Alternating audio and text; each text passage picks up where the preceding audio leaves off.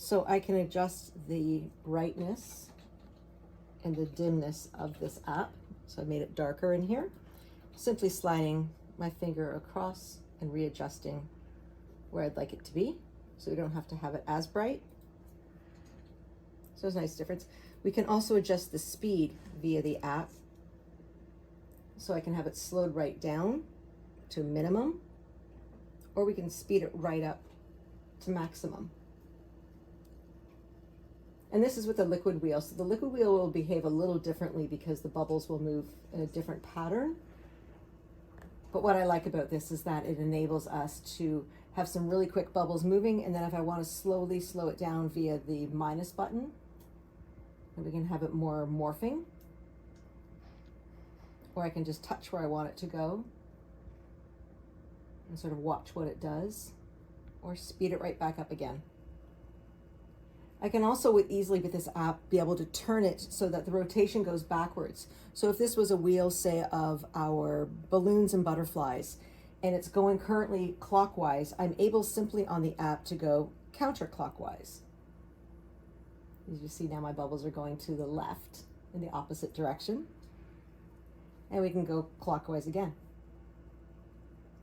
So if you had, say, clouds and you wanted the clouds to go left and right in the room, or to the music, every time the music stops, everything goes to the right. And every time the music starts, everything goes to the left. There's all kinds of different activities we'll be able to play with this in terms of, you know, when we want everyone in the room to stop, we turn the lights down dark. Whereas the room is ending, the time in our room is ending, or as the time in our room is coming to a close, we bring everything back up bright. So another feature that we really love about this new Opti app in this small projector is that the Solar 80FX sensory projector from TFH Canada has an on-off. Simple green button, and see you later. Lights are off, time's up, room's over, time to go home, time to finish up, or turn it on. Simple and easy way of manipulating the room and controlling your space without having to do a lot of physical movement. Another part of that is that it has an on-off timer feature as well as a schedule feature. So the on-off timer feature is over here, and the schedule feature being over here. I can have it scheduled so that in the next 5 minutes, by simply scrolling it up, I say confirm in 5 minutes from now, I'd like to have the whole room turn off or have the projector light turn off, which is a great way of saying, okay, everyone, we have 5 more minutes. When the projector light turns off, we're going to have to close the room, or it's time for us to go to the new activity. So we're allowing that time that they have to adjust and move forward and predict what's happening next. So we can take this one, and I'm just going to decrease the amount of time and say continue, confirm. I can also go into the scheduling, and with scheduling I can add from the calendar feature what I'd like it to be. So say on Mondays, I want the projector to turn on at 12:44, and I want to have it for, we can name it that this is Sue's time. So I can put in here, spelling. So for Sue, her projector goes on at 12:44 for the last 15 minutes of her time in our sensory room, and then I can have it when it's going to go off. I can set the secondary projector, so I'm going to confirm it going on at 12:44, and then I'm going to add in that it turns off at 1 o'clock on Tuesdays. So 1300, because I have mine on a 24-hour schedule. So we're going to do it just a few minutes before exactly 1 o'clock, say at 1:58. It's going to go into the off feature. We're going to confirm that and save.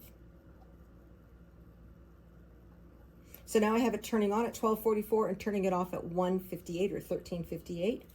So there's our schedule set for Tuesdays. Now I can go in and program it for many other days as well, and for how I want the sensory room projector, the FX80 from TFH Canada, to turn on and off and interact in our sensory space. So I want to be able to just give you a quick demo on how easy it is to change the wheels here on the FX80. So it's magnetic. So on the back, you can see that there's the circle here. That's the magnetic wheel. There is times that it has moved or popped off. You can re-glue those back on with some Gorilla Glue. But I can take another wheel, line it up, give it a bit of a move around, and now it's magnetized onto the system. We've changed it up and it's rotating.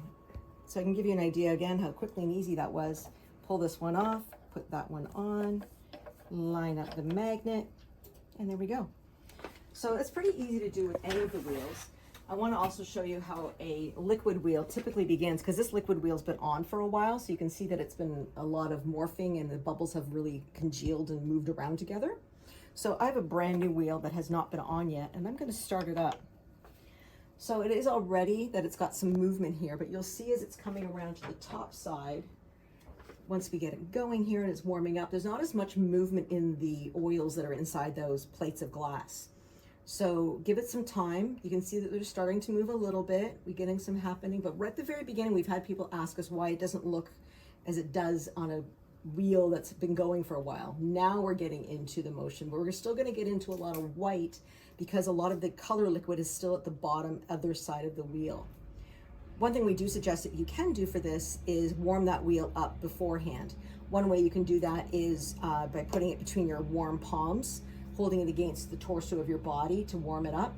But it just give it time, and eventually you start getting your lava effect of the liquid oils morphing around, and it's quite pretty.